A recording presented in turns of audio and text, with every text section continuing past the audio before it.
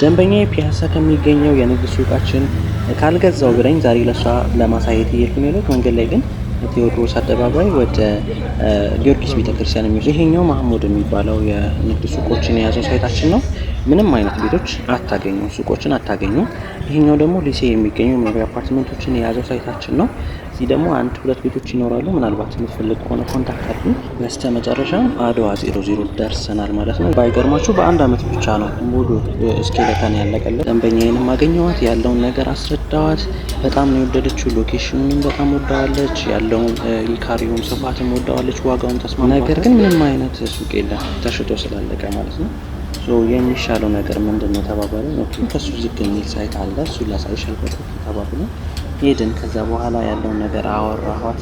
ከ4.8 ሚሊዮን ብር ሙሉ ክፍያ ጀምሮ የንግድ ሱቆችን በዚህኛው ሳይታችን ላይ እየሸጥን እንገኛለን። የኛንም በጣም ነው የወደደችው።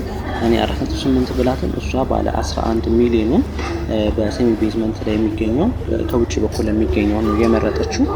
እንዲሳካልኝ ጸልዩልኝ። እናንተ የምትፈልጉ ከሆነ የንግድ ሱቆችን በፈለጋችሁበት ዳይሬክሽን በፈለጋችሁት ፕራይስ እየሸጥን ስለምንገኝ የምትፈልጉ ከሆነ ኮንታክት ልታደርጉን ትችላላችሁ።